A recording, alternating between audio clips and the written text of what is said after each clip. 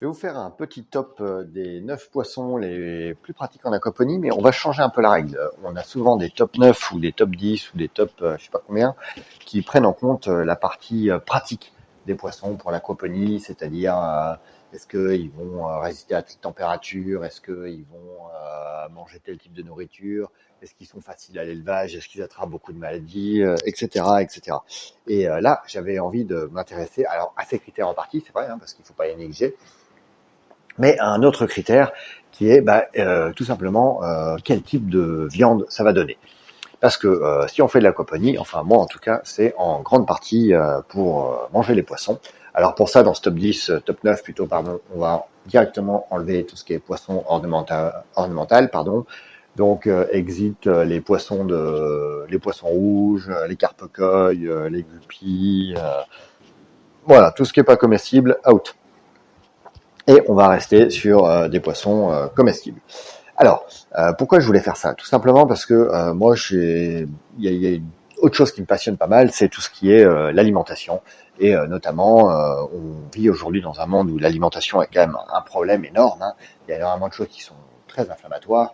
Et tout ce qui est alimentation, on va dire, anti-inflammatoire, est un sujet qui me passionne pas mal. Et c'est une des raisons aussi pour laquelle je suis rentré dans l'aquaponie et l'élevage en général, hein, mais c'est pour avoir un meilleur contrôle, notamment sur les poissons et les viandes que je consomme. Bon, en gros, pour le faire simple, vous savez que initialement, on a des ratios oméga 3, oméga 6 à respecter, et que ces ratios permettent de rester en bonne santé et d'avoir des niveaux inflammatoires qui restent bas. Si vous prenez l'homme Homo sapiens, quand il était chasseur-cueilleur, il avait dans son alimentation des ratios qui étaient quasiment de 1 pour 1 à 1 pour 2, c'est-à-dire une dose d'oméga 3 pour une dose d'oméga 6 ou maximum 2 doses d'oméga 6. Dans le monde moderne, on est à 1 pour 10, voire 1 pour 20 dans certains cas. Donc vous voyez que c'est des moyennes qui n'ont plus rien à voir, et ça explique donc énormément des maladies cardiovasculaires qu'on trouve, de tout un tas de problèmes que le monde moderne nous amène. Il y a même des suspicions sur les cancers, sur les diabètes, je l'ai dit déjà, sur les maladies cardiovasculaires, bref, sur beaucoup de choses. Donc il peut être intéressant pour ça de choisir des poissons qui initialement déjà vont nous permettre d'avoir le meilleur de ces ratios, et que quand on les consomme, on ne se fasse pas mal tout simplement, et que ce soit positif pour la santé. Alors, je vais faire le petit point nutrition rapide, après je passe aux poissons sur les oméga 3, oméga 6. Il y a deux façons de marcher pour faire bouger ce ratio. C'est soit vous augmentez le nombre d'oméga 3, soit vous passez par le biais plutôt de ce qu'on appelle la via negativa, c'est-à-dire vous enlevez de l'oméga 6. Et très honnêtement, c'est vraiment la partie la plus efficace et la plus simple à faire. C'est qu'en gros, dans l'alimentation moderne, on retrouve vraiment plein de saloperies, notamment tout ce qui est friture, pas mal d'huiles végétales, si on accepte les huiles d'olive et les huiles de coco, sont nocifs et très inflammatoires. Les pains, les farines et tous les aliments transformés en global. Voilà, en fait, on a une alimentation qui a plus rien à voir avec ce pourquoi notre corps était fait initialement, et on se retrouve avec ces fortes taux d'inflammation. Donc, avant de vous battre pour essayer d'ajouter un maximum d'oméga 3, ce qui peut être aussi une bonne chose en parallèle, vous pouvez déjà avoir un bel impact en enlevant un maximum. Voilà, parenthèse fermée pour la partie nutrition. Et on va passer donc à ce fameux top 9. Juste petite autre parenthèse avant d'y passer. J'ai fait dans ce top 9 des poissons tropicaux et des poissons de climat tempéré. Pour répondre un peu à tout le monde, moi je suis en climat tropical, donc ça m'intéresse, et après je sais qu'il y en a pas mal d'entre vous qui me suivent qui sont en climat tempéré, donc ça peut être intéressant pour vous d'avoir un mix un petit peu des deux.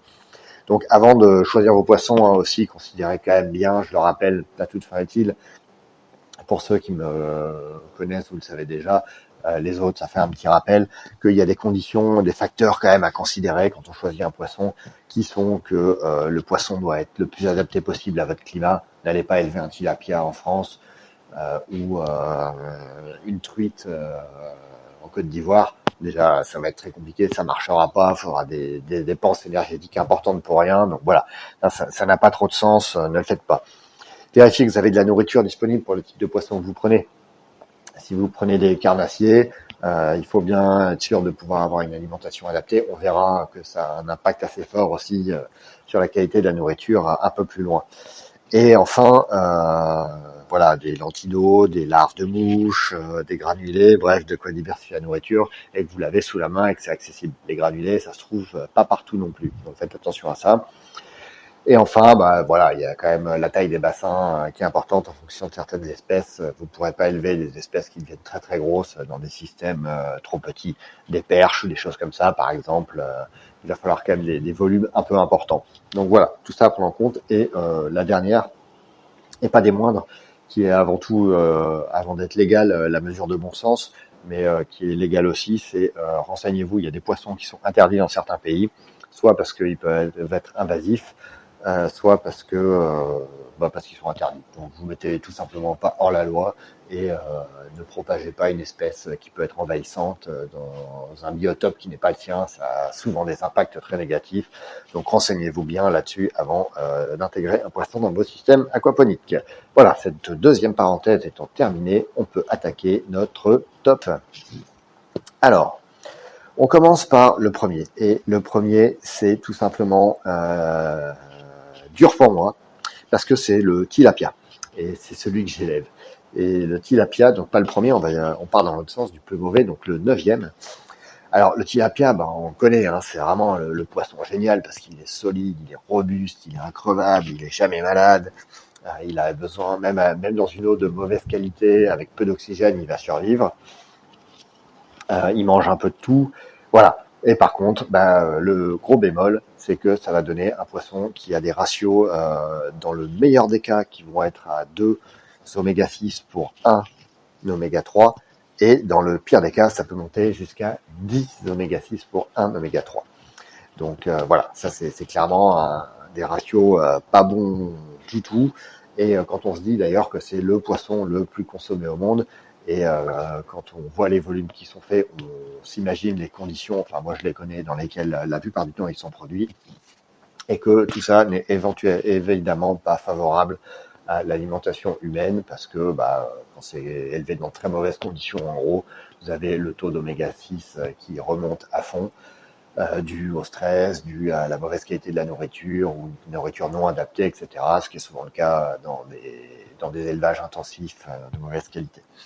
Voilà, donc le pire, c'est fait, c'est le tilapia. On verra après, je vous donnerai des mesures un peu pas de mitigation, mais d'atténuation un peu de tout ça, et comme quoi, dans certains cas, tout ça est complètement nuancé, et il faut faire attention.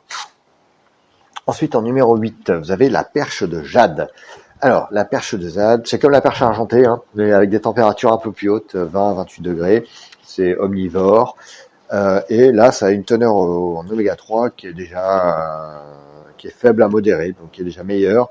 Vous voyez, c'est de 2 pour 1 jusqu'à 5 pour 1. C'est-à-dire, dans les meilleurs des cas, vous aurez 2 oméga 6 pour 1 oméga 3. Et dans les pires des cas, 5 oméga 6 pour 1 oméga 3.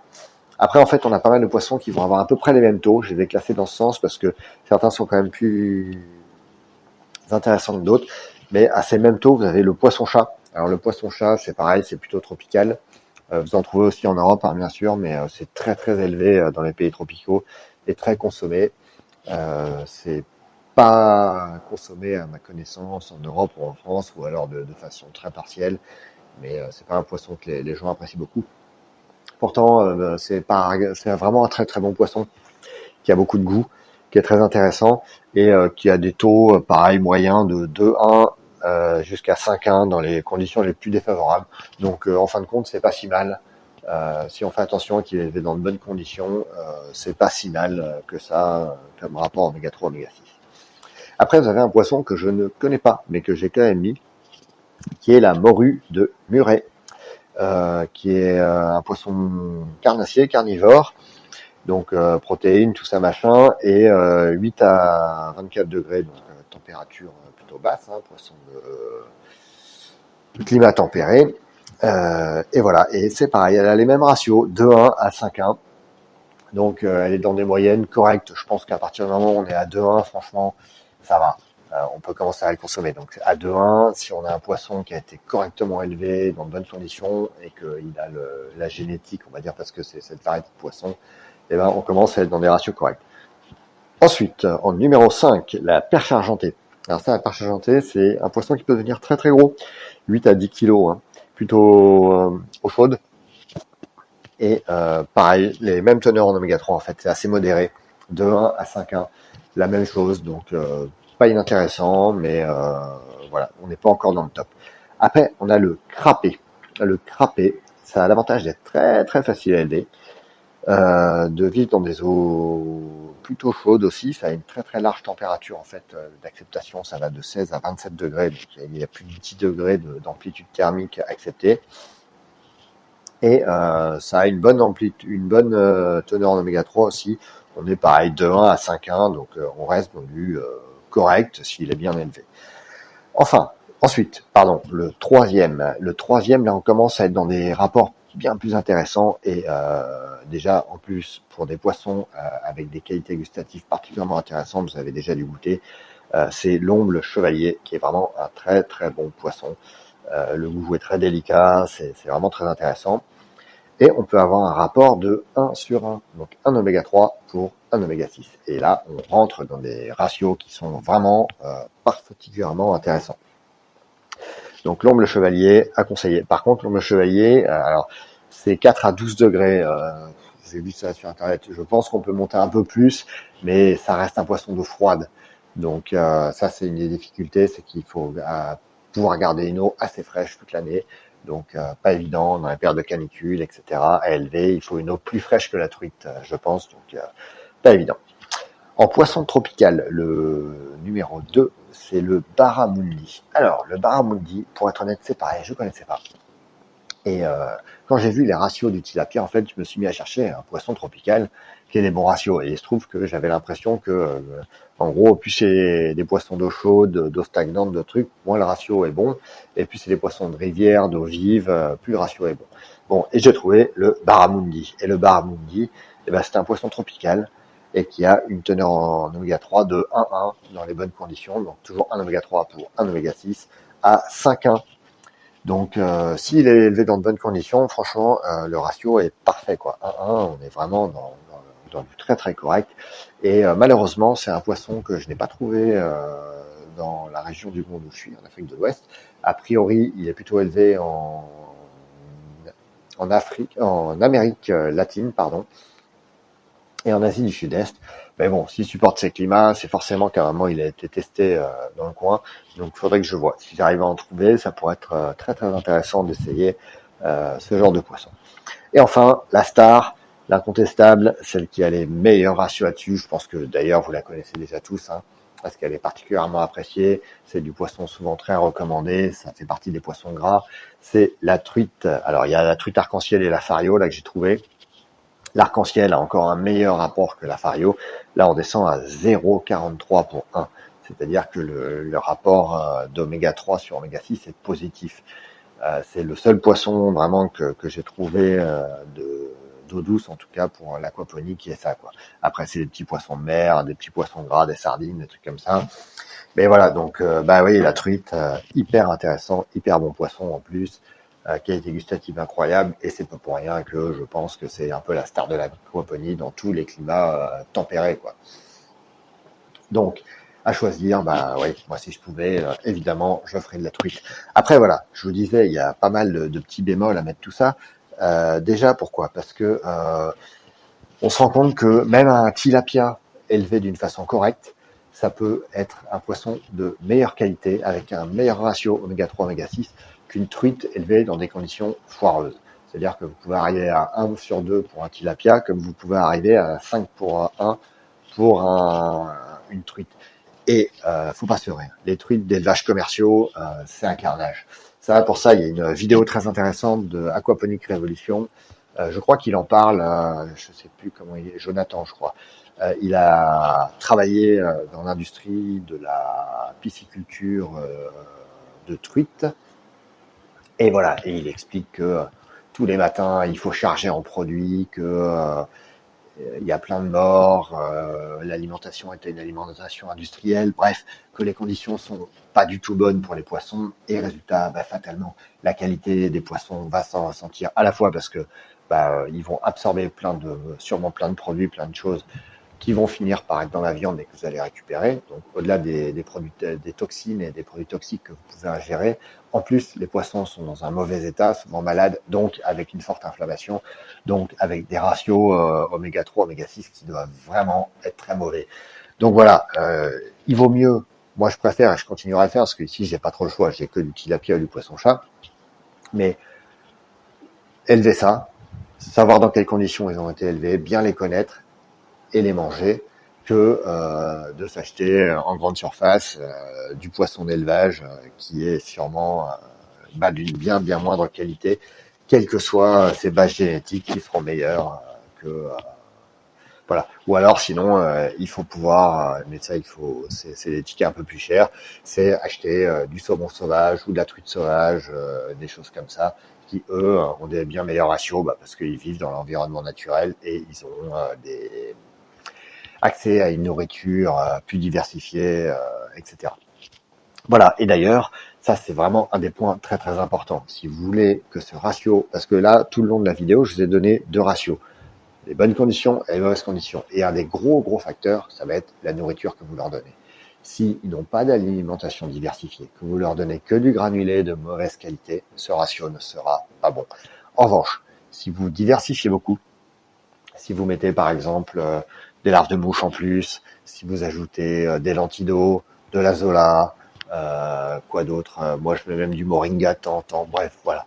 Tout ce que je peux trouver, je mets des insectes, des moustiques, des choses comme ça. Je leur donne même des bébés guppies, ou des guppies au tilapia qui mangent.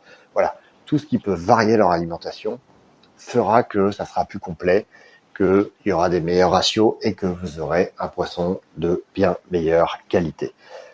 Donc, pour ça, il y a aussi autre chose qui est à prendre en considération, c'est la façon dont vous allez cuisiner votre poisson. Parce que vous pouvez avoir le meilleur poisson avec le meilleur ratio, une truite super, bien belle, qui sort avec un ratio de 0,43 oméga 6 pour 1 oméga 3. Et si vous me la mettez dans une friteuse pour en faire un fish and chips ou un truc comme ça, bon, de toute façon, les oméga 3, c'est facile, vous les avez tous flingués, ça supporte pas les hautes températures. Et vous avez gavé ça d'huile à haute température, donc ça n'ira pas, vous allez perdre tous les bénéfices de ça. Par contre, cette même truite ou même votre tilapia à 1 sur 2, si vous le faites en petite cuisson vapeur, lente, etc., pas trop chauffé, et déjà, vous allez voir, c'est super bon. Ça, c'est un peu des goûts à récupérer quand on est très habitué à la friture, à la chose. Au début, ça part un peu fade, mais c'est vraiment très très bon en vapeur. Et surtout, vous gardez une grande partie de ces oméga 3 et c'est largement plus bénéfique de manger vos poissons comme ça. Voilà, donc une petite vidéo pas si rapide que ça fait déjà presque 20 minutes, mais c'est un sujet qui me paraissait intéressant. Donc en conclusion, évidemment, la truite et le barramundi, la truite dans les climats non tropicaux et le barramundi dans les climats tropicaux, si vous voulez quand même avoir la base génétique la plus intéressante possible pour avoir le meilleur ratio possible. Et après, les meilleures conditions possibles. L'aquaponie offre quand même des très bonnes conditions aux poissons parce que c'est quasiment un environnement naturel et la meilleure nourriture possible avec la meilleure diversité de nourriture possible. Voilà. Et à très bientôt. C'est à vous.